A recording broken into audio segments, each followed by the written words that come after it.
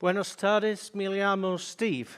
I'm sorry, but that's the sum of my Spanish knowledge, so forgive me. I'm going to do this in English. What a fantastic occasion. Some great content, great speakers. I've been making notes, recording things, taking photographs, so I'll go away with some great knowledge. And I thought, hang on a minute, I must have missed a trick here, because there was a guy from the UK who dialed in, and there was Melissa we've just seen from Boston. Well, my home is Colorado in the US now, but I'm originally from Manchester. So I thought, how did they manage to do that? I could have dialed in, and I thought, no, I wouldn't have had the joy of coming to Atletico Madrid and seeing one of the teams that Manchester City are going to beat this season on the way to the European Championship. So with that in mind, I'm here to really talk about not concepts that are out there, but frameworks that are being used now that were designed specifically, if you like, post-pandemic, third decade of 21st century frameworks. So that's going to I'll set the scene by way of saying, in terms of what I do, is I spend time with leading organizations on the planet. I started with another co-founder back 30 odd years ago, something called the bpgroup.org, and operating as a not-for-profit. What we do is our major KPI is how quickly can we help organizations upskill themselves to do this stuff. So we've been doing that for 30 years now.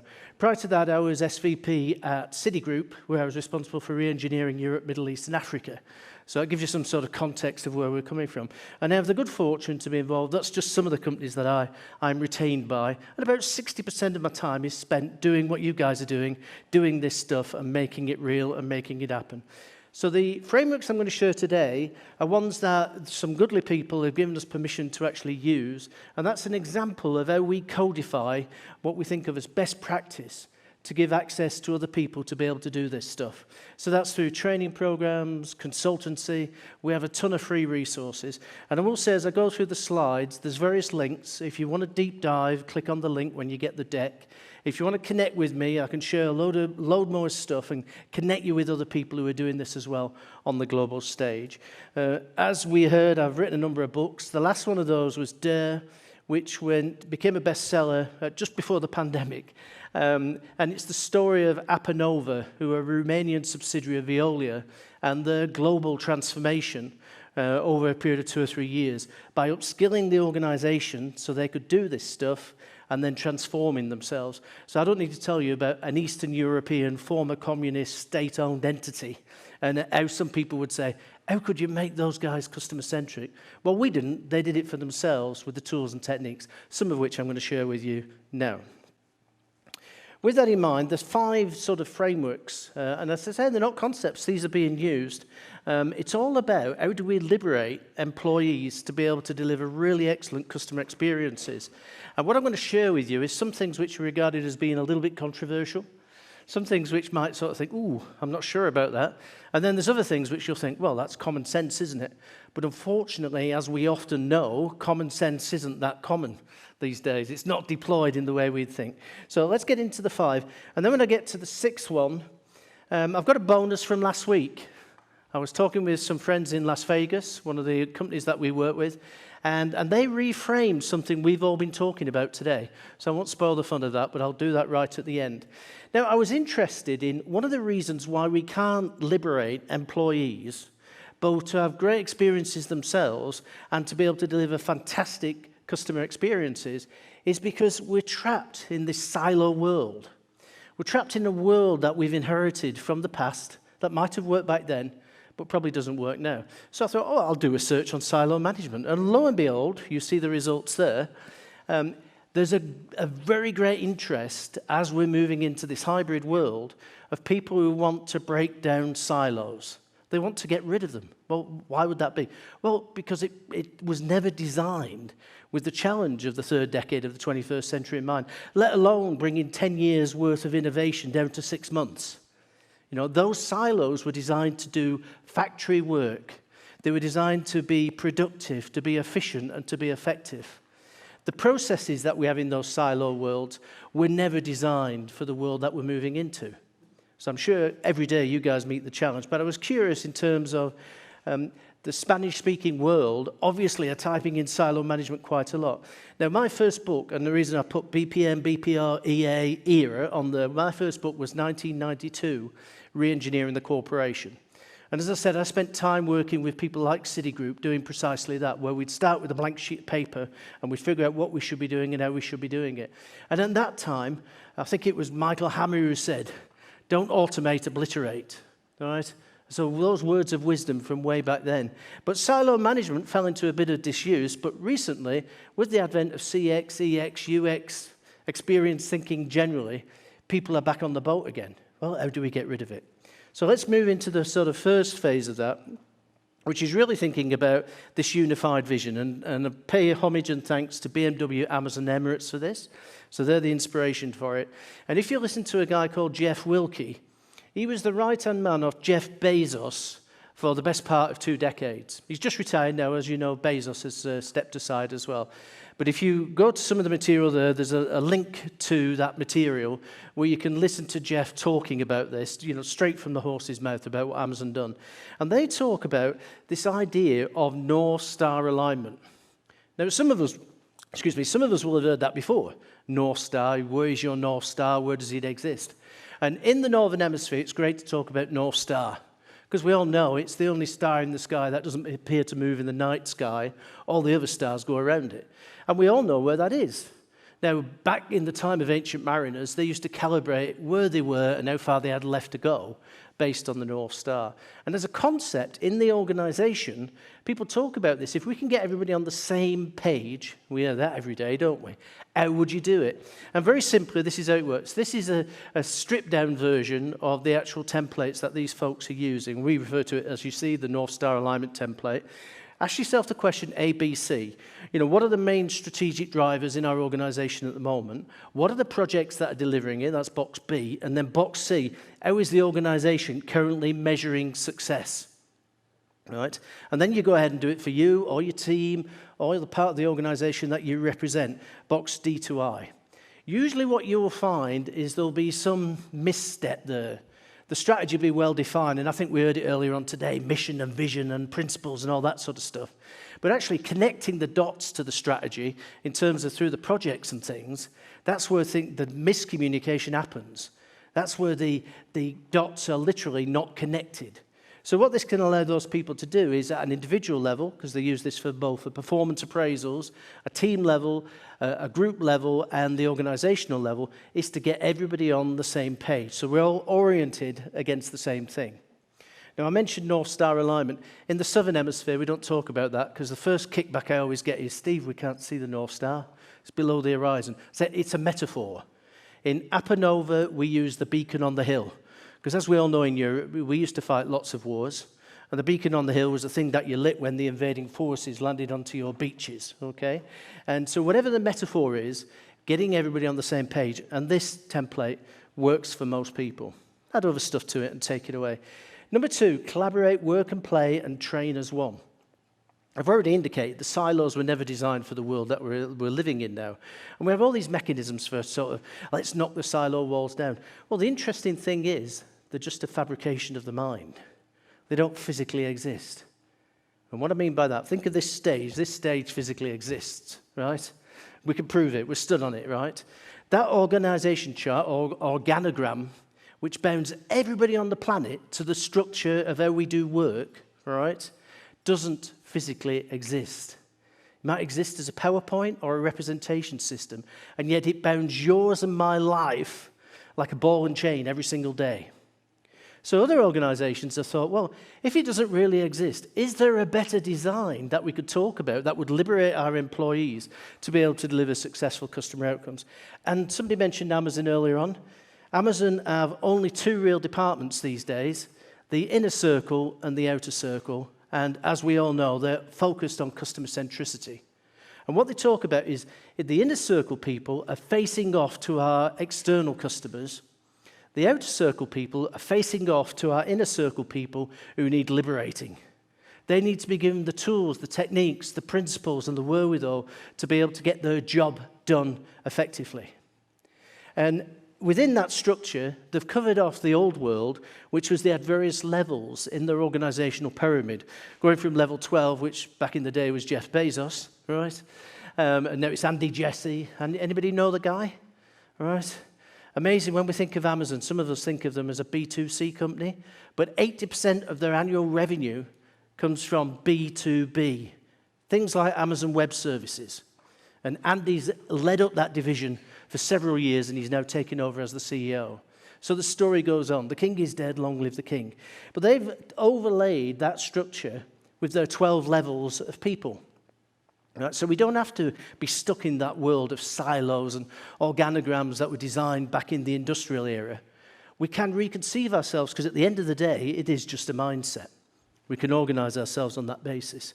The third one I want to share, the third framework, is this idea of results-oriented communication. And one of the colleagues in one of the companies I work with in Denver is a guy called Jim Siner. So anybody know Gartner? And if you're a consultant, you've always got to quote Gartner somewhere, or Forrester. We've seen that today, haven't we? Everybody chooses to quote those guys, right?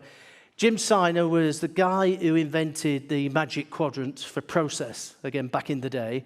And he's writing a lot of his work at the moment on results-oriented communication. And that really goes hand in hand with those first two ideas that I talked about, is if we can all be clear at a micro level what the result is we need to achieve, and then liberate the people to go away and achieve it. So I often think about results-oriented communication in the context of we've got to recruit the right people, right? And that's a bit of a sea change in terms of being able to liberate people to be able to perform at the customer experience at that moment of truth. Having recruited them, we have to engage them in a way with the right tools, techniques, principles, frameworks. We have to give them everything they absolutely need as employees to be able to make the decisions and have action in the moment at those moments of truth. Right? We then have to be able to reward those people accordingly. And I'll just give you a brief story. One of my colleagues wrote a book called Foundations for Customer Centricity 6 years ago. And it featured an English football team who at the time were in the relegation zone of the English Premier League, a team called Leicester City. And by a quirk of fate or whatever, we ended up with one of our partners working with Leicester City. The following season, they won the EPL. How did they do that? They had the same staff, the same people. They just changed their mindset. They started working as a team in a different way. The results that they got through as a consequence of that were regarded as being, wow, that's stupendous. How on earth did they manage that? Right? Then people got familiar with the idea and what they were doing and began to emulate them. But the whole idea of this results-oriented communication, a little bit like North Star, if we can be really clear on the results we want to achieve. Now, I come from, back in the day, I was an industrial engineer, so I come from a process bias world, if you like, and came into CX 20 years ago with Virgin Group. That's where I cut my teeth on all the early CX stuff. But back in the process world, we're very content to measure outputs. But the difference here for results-oriented communication, we want to measure outcomes. We want to measure the deliverables, and then we want to align everybody to those deliverables. And what we end up doing is becoming aligned and working in parallel. The world becomes a simpler place, a less expensive place, much more customer-oriented. Our employees are engaged, and they're happy, and they're motivated. So that's number 3. Number 4, and I said these are not concepts, these are actually in place. So if you connect with some of the resources that I've given on the slide, there's examples of them, videos of people doing this. There's a deeper dive, because of course in 20 minutes I can only sort of skim the surface. But what level up rewards and remuneration goes to that previous point, is we've sometimes organized ourselves in a way. So for instance, let me ask you this question. In your contact centers, typically, are those people paid less than other people who might be in the management ranks of the organization? Yeah? So we recruit into our contact centers the lowest paid people, with the exception of the janitors and the cleaners and that sort of thing, the lowest paid people to face off against our most precious resource, the customer or the citizen, the client. How bizarre is that? Shouldn't we have our star players facing off against the customer?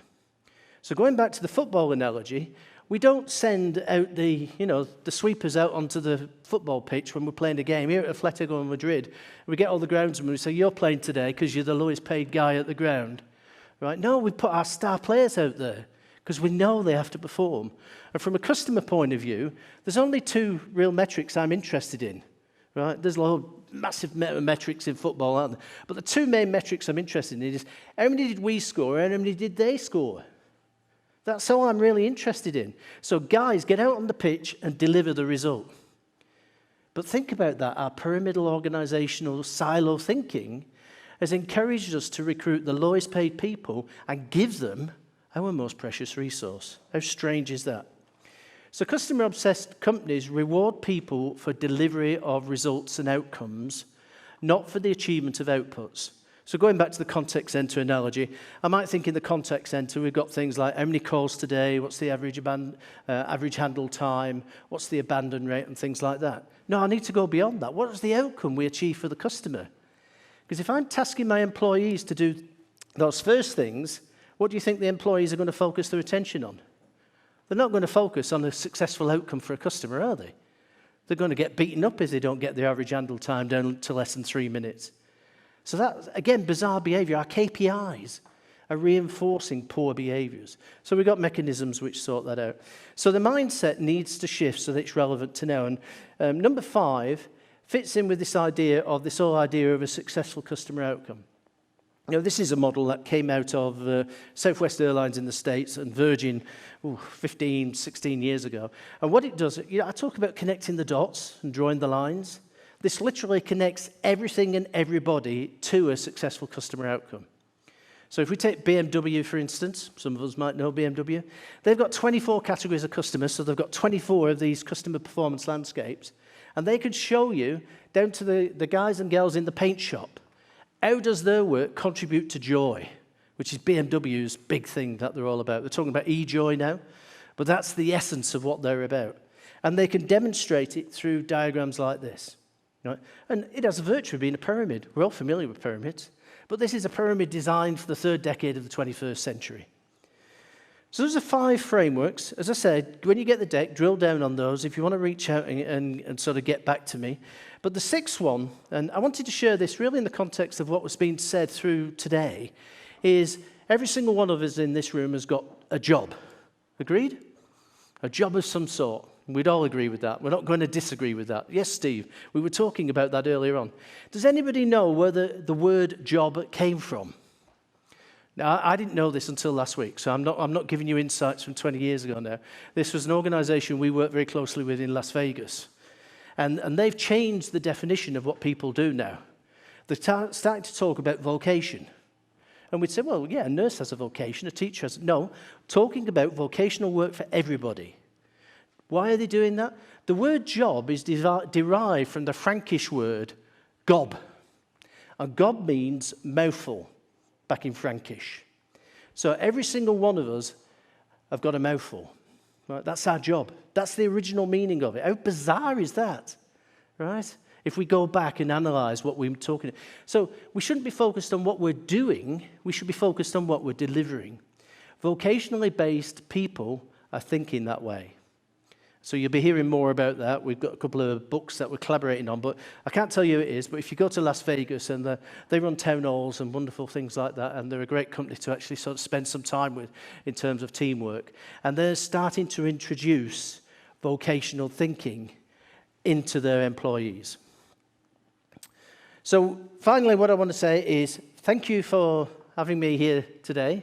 It's been a great pleasure. I arrived on Sunday and spent yesterday sort of going seeing the sights and sounds. It's been a few years since I've been in Madrid. And just as a final thing was, you've bookended my return to the real world. The last conference I did was in Romania, which was on the week of the declared shutdown. Right? So since then, of course, I've been doing conferences like the rest of us. We've all been doing the Zoom thing and Teams and Meets and all the rest of it. But this is the first time back. So thank you very much for having me, and enjoy the rest of your day. Thank you.